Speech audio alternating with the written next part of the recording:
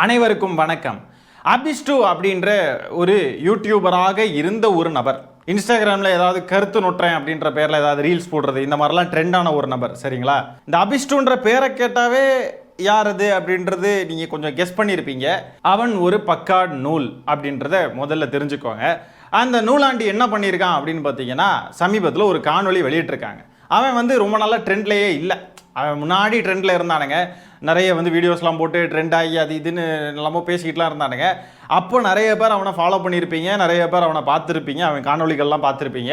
இப்போ பார்த்தீங்கன்னா வேறு வேலைகளை நம்ம பார்த்து எடுத்து யூடியூப் இன்ஸ்டாகிராம்லாம் வராமல் ட்ரெண்ட் அவுட் ஆகிட்டான். இப்போ ஒரு காணொலி வெளியிட்டிருக்கான். அந்த காணொலியில் முதலமைச்சராக அவன் பேசுறது மட்டும் இல்லாமல், முதலமைச்சர் அரசியல் களத்திலே இருக்க தகுதியில்லாத ஒருத்தர் அப்படின்ற மாதிரி அவன் போர்ட்ரே பண்ணும் விதமாக ஒரு காணொலி வெளியிடுறான். அந்த காணொலியை முதல்ல பார்த்துருவோம் வாங்க. வணக்கம் மக்கள். தமிழ்நாடு எலெக்ஷன் நம்ம நோக்கி அப்படியே ஓடிக்கொண்டு வருகிறது. ஆதலால் சிஎம் கேண்டிடேட்ஸ் ஆஃப் 2026 ரேங்க் பண்ண போகிறோம். Personal opinion as a citizen of Tamil Nadu. First பார்த்தீங்கன்னா நம்ம தலைவன் இபிஎஸ் பார்த்தீங்கன்னா ஒரு டீசெண்டான மனிதன். ஒரு கல்யாணத்துக்குலாம் போனீங்கன்னா ஒரு அங்கிள் அவர் வயசுக்கு ரொம்ப டீசெண்டாக இருப்பார். நம்மள்ட்ட 100% ஒரு 90% டீசெண்டாக இருப்பார். யாரா அவர் இவ்வளோ டீசெண்டாக இருக்காரு அப்படின்னு இருக்கும். அந்த மாதிரி ஒரு ஆள் தான் தலைவன் இபிஎஸ். அவருக்கு பி கொடுக்கலாம் தான் நினச்சேன். ஆனால் அந்த ஆரஞ்சு அவர் கட்சியிலே இருக்கும் காரணத்தினால் அப்படியே அவரை கீழே இறக்கிட்டு சி கொடுக்கலான்னு பார்க்குறேன். So C. இபிஎஸ் ரொம்ப டீசெண்டான மனிதரா. அவர் பார்த்தாவே யாரா இவர் இவ்வளோ டீசெண்டாக இருக்காருன்னு தோணுமா? டேய், டீசெண்டான மனிதரா? நேற்றைக்கு சாத்தான்குளம் விவகாரத்தில் அப்பாவை மகனையும் அடித்து கொன்ற விவகாரத்தில் தீர்ப்பு வந்துச்சு. இதை பற்றி இந்த தற்கொலைக்கு தெரியுமான்னு தெரியாது. எடப்பாடி ரொம்ப டீசெண்டானவரான். அந்த சாத்தான்குளம் இன்சிடென்ட் நடந்தப்போ எடப்பாடி பழனிசாமி என்ன சொன்னார் தெரியுமா? நெஞ்சு வழியில இறந்துட்டாங்க அப்படின்ட்டுலாம் சொன்னார். அது மட்டும் இல்லாமல் ஸ்டெர்லைட்ல துப்பாக்கி சூடு நடந்தப்போ எடப்பாடி பழனிசாமி என்ன சொன்னார்னு ஞாபகம் இருக்கா? டிவியில் பார்த்தானுங்க தெரிஞ்சுக்கணும் அப்படின்ற மாதிரிலாம் சொன்னார். இப்படிப்பட்டவர் ரொம்ப டீசெண்டானவரா இவருக்கு. எடப்பாடி பழனிசாமி அவர்கள் முதலமைச்சர் மு.க. ஸ்டாலின் அவர்களோட பெட்டரான ஒருத்தர் அப்படின்ற மாதிரி தான் போர்ட்ரே பண்றான் இந்த நூல். இந்த வீடியோவில் இவனை நூல்னு சொல்றதுக்கு பதிலாக போடா ஃபூல்னு சொல்லலாம். அப்படிப்பட்ட ஒரு ஃபூல், அப்படி ஒரு தற்கொலைய அணில் குஞ்சுன்றதை நீங்கள் இப்போ புரிஞ்சுப்பீங்க பாருங்க. நெக்ஸ்ட் பார்த்தீங்கன்னா நம்ம தலைவன் சீமான் லீடர்ஷிப் குவாலிட்டி இருக்கு, ஐடியாலஜி இருக்கு, யோசிக்க தெரியும், மக்களை கன்வின்ஸ் பண்ண முடியும். ஆனால் வின் பண்ணுற ஐடியா இருக்கா? அது எனக்கு தெரியாது. ஆதலால் அவரை நான் பியில் போடுகிறேன். லீடர்ஷிப் குவாலிட்டி இருக்கா? இருக்கு. சீமான் எப்படிப்பட்டவர் தெரியும்ல? நாங்கள்லாம் கல் குடிச்சிக்கிட்டு கல்லூரிக்கு போவோம். நாங்கள்லாம் கல் பொரோட்டா அடிச்சுட்டு கல்லூரிக்கு போவோம். கல் குடிடா, உடம்புக்கு நல்லதுட்டா அப்படிம்பாரு. வைடாங்கோ அப்படின்னு சொல்லி ஃபோனில் பேசுவாப்பில். லீடர்ஷிப் குவாலிட்டி, சைமன் செபாஸ்டியனுடைய லீடர்ஷிப் குவாலிட்டியெல்லாம் தெரிஞ்சுக்கோங்க. தம்பிமார்கள் காதில் நல்லா பூ சுற்றுவாப்பில். அதெல்லாம் தான் லீடர்ஷிப் குவாலிட்டிஸ். ஏன்னா மாடு மேய்க்கிறதெல்லாம் சனாதன் தர்மாவுடைய அடிப்படை கொள்கை இல்லையா? சூத்திரர்கள் மாடு மேய்க்க வேண்டும், சூத்திரர்கள் தான் உடல் உழைப்பை அதிகமாக கொட்டி பார்க்கக்கூடிய வேலைகள் எல்லாத்தையும் பார்க்கணும் அப்படின்றது சனாதன் தர்மாவுடைய கொள்கை. அந்த கொள்கையை நிலைநாட்டுவதற்கு சைமன் செபாஸ்டியன் போராடுறாப்ல. பிஜேபி ஆர்எஸ்எஸ் உடைய அஜெண்டாவை தன்னுடைய அஜெண்டாவா எடுத்து வாழ்ந்துகிட்டு இருக்காப்ல மனுஷன். அதனால சைமன் செபாஸ்டியனுக்கு கொள்கை இருக்கு. இந்த நூலாண்டிகளுக்கு வேற அது ரொம்ப பிடிக்கும். அதனால தான் சைமன் செபாஸ்டியனுக்கு கொள்கை இருக்கு, சைமன் செபாஸ்டியனுக்கு ஒரு லீடர்ஷிப் குவாலிட்டி இருக்குன்னு சொல்லி அவனையும் பெரிய புடிங்கி மாதிரி காட்டிக்கிறானுங்க. அடுத்தது தாவேகா தலைவர் விஜய். நெக்ஸ்ட் பார்த்தீங்கன்னா தலைவன் விஜய் பொறுத்தவரையும் ஒன்று தான். போன எலெக்ஷன் வரையும் ஓட்டர் ஐடி இருக்கிறவனே பாலிடிக்ஸ் பேச மாட்டான். இந்த எலெக்ஷனில் ஓட்டர் ஐடி இல்லாதவங்களாம் பாலிடிக்ஸ் பேச வச்சான் பார்த்தியா? அந்த ஒரே ஒரு ரீசனுக்காகவே விஜய்க்கு நான் ஏ தருவேன். எஸ் கொடுப்பேன், பட் கொஞ்சம் அம்பலாக இருந்துக்கலாமேன்னு ஏ தரேன், பயாஸ்டாக இருக்கக்கூடாதுன்னு சொல்லிட்டு. விஜய் எடப்பாடி பழனிசாமி அவர்களை விட பெற்றான், சைமன் செபாஸ்டியனை விட பெற்றான். எதுக்கு அப்படின்னா, போன எலெக்ஷன் வரைக்கும் ஓட்டர் ஐடி இருக்கிறவங்களே அரசியல் பேச மாட்டாங்களா, இப்போ ஓட்டர் ஐடி இல்லாதவங்க கூட அரசியல் பேசுறாங்களா? அப்படி பேச வச்சது விஜயா. ஓட்டர் ஐடி இல்லாதவனுங்க அரசியல் பேசுறதாண்டா இங்க பிரச்சனையே. அவனுங்க தாண்டா தற்குறிகள், ரசிக குஞ்சுகளா இருந்து உசுரை வாங்கிட்டு இருக்கானுங்க. இவனுங்க என்னன்னா அதையே குளோரிஃபை பண்ணிக்கிட்டு இருக்கானுங்க. என்னத்தை சொல்றது இவனுங்களை எல்லாம்? விஜய் டாப்ல அவர் எஸ்லேயே வச்சுருவாரான். அப்படி என்ன அவன் பெரிய அரசியல்வாதியாக பிடுங்கி தள்ளிட்டான்? வீட்டை விட்டே வெளியே வர்றதுக்கு வக்கில்ல அவனுக்கு. தற்குறி தருதலை பைய அவன் மேலையான். அடுத்தது வரேன் இருங்க. முதலமைச்சர் மு.க. ஸ்டாலின் அவர்கள் அடுத்தது சொல்றான், அதை பாருங்க. The last and final boss தலைவன் ஸ்டாலின்ட்டு எனக்கு ரொம்ப பிடிச்சதுன்னா, மக்களை கவர்னன்ஸ்ல இம்ப்ரெஸ் பண்ண சொன்னார். ரஜினி கமல்லாம் கூட்டு யூடியூப்ல ஆட் பண்ண வச்சான் பாரு என் தலைவன். அதுதான் அதுக்காகவே நான் எஸ் கொடுப்பேன். ஆனால் எஃப் போகுது. S. What the fuck? Vijay பக்கத்தில் போடுங்க. என்னது அட்லீஸ்ட் டிபிஎஸ் பக்கத்தில் அட்லீஸ்ட் சிபிஎஸ்க்கு 2 ரவுண்ட் கீழே. ஐயோ நோ. டெலீட் ஆனா ஆறாரா இல்லை எஃப்எல் தான் இருப்பாரா? டெலீட் ஆயிடுறாரு. நாசுக்கா சொல்கிறாராம் முதலமைச்சர் மு.க. ஸ்டாலின் வந்து இந்த இடத்துலயே இருக்க தகுதி இல்லாதவர் அப்படின்ட்டு. ஏண்டா நூலாண்டி, திமுக மேலே அவ்வளோ வன்மம், ரிசர்வேஷன்னால பயங்கரமாக பாதிக்கப்பட்டிருக்கான் பையன். அவன் வாயால் சொல்லியிருக்கான், பார்க்குறீங்களா? எனக்கு வந்து இந்த ரிசர்வேஷன் மேலே வந்து ஒரு சின்ன சோகம் இருந்துச்சு. சின்ன சோகம் இன்சென்ஸ் நான் 10th 12th படிக்கும் போதெல்லாம் எனக்கு செம காண்டே இருந்துச்சுன்னு நான் சொல்லுவேன். ஏன்னா வந்து நான் வந்து 1000 மார்க் எடுக்கிறேன், என் பெஞ்சில் பக்கத்தில் இருக்கணும் 1000 மார்க் தான் எடுக்கிறான், அவனுக்கு நல்ல காலேஜ் கிடைக்குது, நல்ல காலேஜ் கிடைக்க மாட்டேங்குது அப்படின்னு எனக்கு பயங்கர கோபம் இருக்கும் அந்த காலத்துலலாம். ரிசர்வேஷன் மேலே இவனுங்களுக்கு தனிப்பட்ட முறையிலே ஒரு பெரிய காண்டு இருக்குங்க. அதுலேயும் கலைஞர் அவர்கள் உள்ஒதுக்கீடெல்லாம் கொண்டு வந்திருக்கார் அப்படின்றப்போ இன்னும் அதிகமான வன்மம்லாம் இருக்கும். ரிசர்வேஷனில் SC ST மக்கள் ஒரு பார்ட்டாக கூட இருக்கக்கூடாதுன்னு நினைக்கிற ஒரு கேவலமான இழிவான பிறவிகள் தான் இவனுங்கள்லாம். இவனுங்களுக்குலாம் வன்மம் ஒன்றும் கிடையாது, திமுக மேலே வன்மம் மட்டுமே. இவன் இந்த மாதிரி ஒரு காணொலியை போட்டு முதலமைச்சர் மு.க. ஸ்டாலின் அவர்கள் அரசியல் களத்திலே இருக்கிறதுக்கு லாய்க்கில்லைன்னு இவன் ஒரு காணொலி வெளியிட்டதுக்கு பிறகு திமுக உடன்பிறப்புகள் எல்லாம் சேர்ந்து இவனை போட்டு மிதிச்ச மிதியில் பையன் அடுத்தது ஒரு காணொலி வெளியிட்டிருக்கான். அதுலேயும் பார்த்தீங்கன்னா ஒரு மாதிரி திமிரா ஆணவத்தோட பேசுகிறான். நூலாண்டிகளுடைய குணமே அதுதான். அவன் தெரிஞ்சே தான் போடுறான், திமுக மேலே இருக்கக்கூடிய வன்மத்தில் தான் போடுறான், தெரியாமலாம் போடலை எதுவுமே. திமுக எத்தனை நாட்கள் இன்னும் தமிழ்நாட்டை ஆண்டு கொண்டே இருக்கிறதோ அவ்வளோக்கு அவ்வளோ நூலாண்டிகளுக்கு பிரச்சனை, சனாதன் தர்மாவுக்கு பிரச்சனை. அதனால இவனுங்க போடக்கூடிய காணொலிகள் தெரிஞ்சதான் போடுறானுங்க, அதனால மன்னிப்பு கேட்கவே மாட்டானுங்க. ஆனால் அவன் அந்த வீடியோவில் மன்னிப்புன்னு சொல்லி தான் போட்டிருக்கான். நான் மன்னிப்பு அப்பாலஜி வீடியோன்னு போட்டிருக்கான்.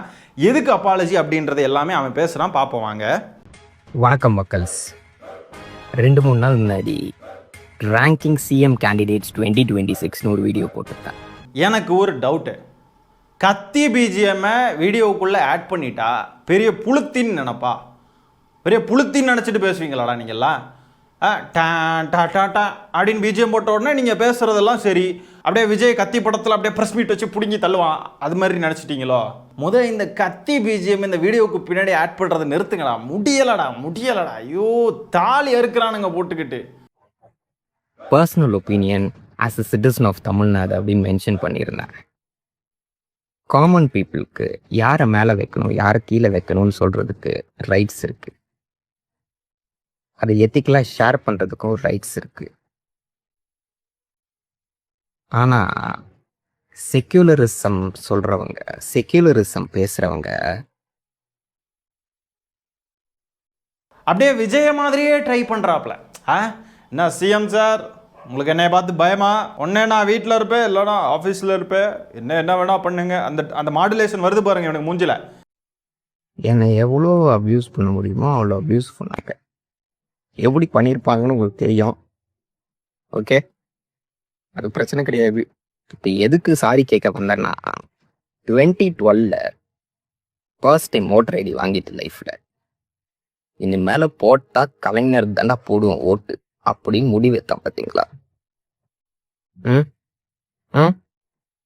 அதுக்கு தமிழ்நாட்டு மக்கள்கிட்ட சாரி கேட்க வந்திருக்கேன், மன்னிச்சிருங்க, சாரி.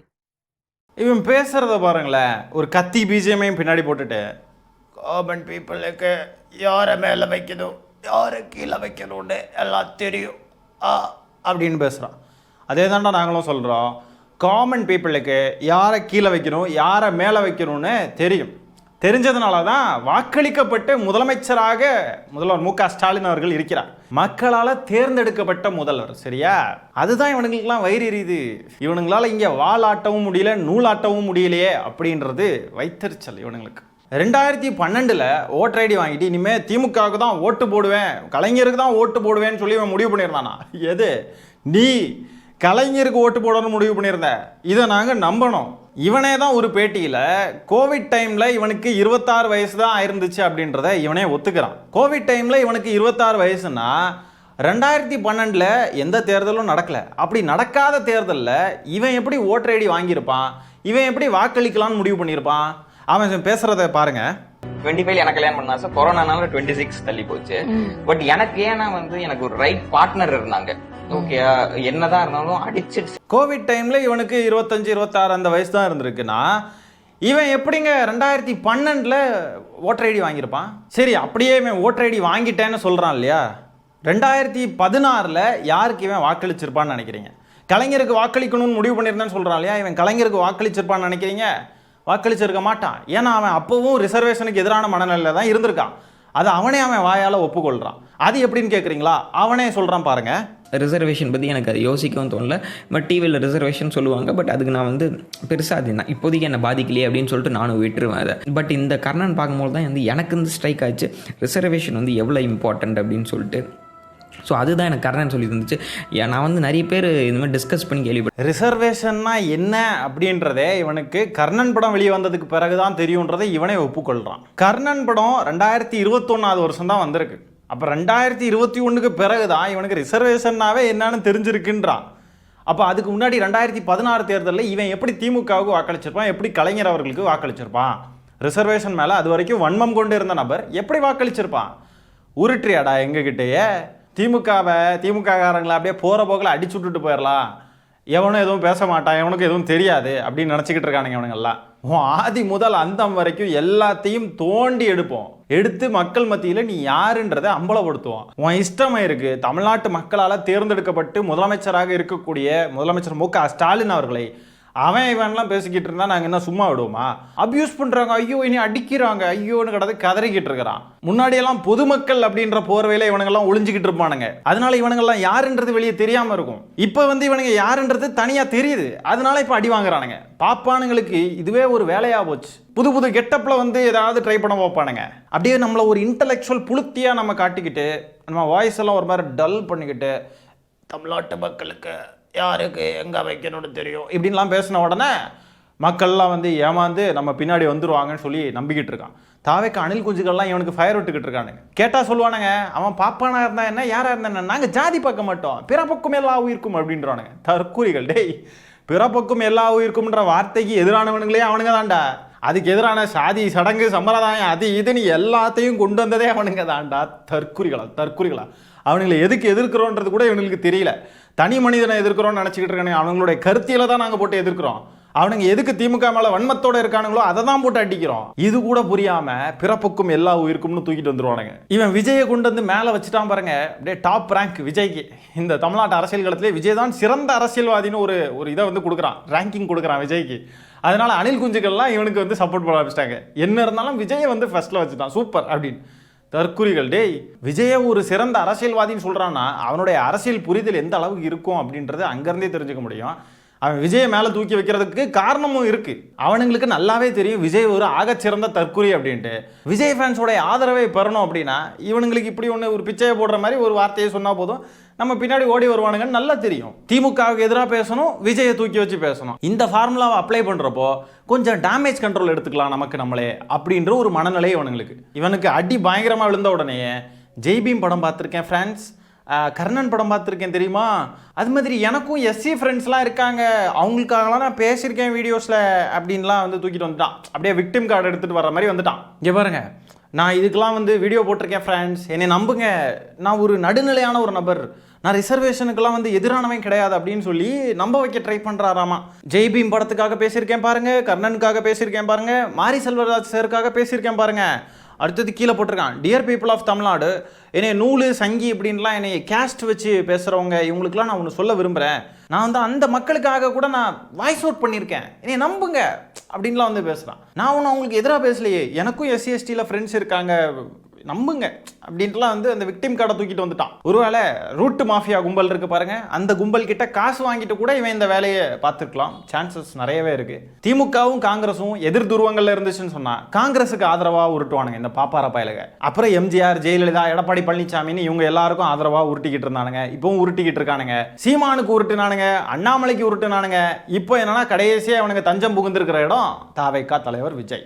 எவன்லாம் திமுகவுக்கு எதிராக இருக்கானோ அவனுங்களெல்லாம் தன் வசம் இழுத்து வச்சுக்கிட்டு அந்த குறிப்பிட்ட கட்சியுடையோ அந்த குறிப்பிட்ட நபர்களுடைய ஃபாலோவர்ஸ் தொண்டர்களை வந்து உசுப்பேத்தி விட்டு அதை வச்சு எப்படியாவது நம்ம ஏதாவது செய்யணும், நம்ம ஒரு மைலேஜ் தேத்தணும் அப்படின்னு சொல்லி காலங்காலமாக இதை தான் பண்ணிக்கிட்டு இருக்கானுங்க. திமுக மேலே இப்படிப்பட்ட ஒரு வன்மம் கொண்டு இருக்கானுங்க அப்படின்னு சொன்னாக்க திமுக செஞ்ச அரசியல்லாம் எந்த அளவுக்கு இவனுங்களை உறுத்தி இருக்கும், இவனுங்களை போட்டு எந்த அளவுக்கு பாடுபடுத்தி இருக்கும்ன்றத கற்பனை பண்ணிக்குவாங்க. பாப்பானுங்க ஆதரவளிக்கிறானுங்க அப்படின்னு சொன்னாவே அவன் பாஜக RSS கைக்கூலி தான். விஜயும் அதுல ஒருத்தன் தான்.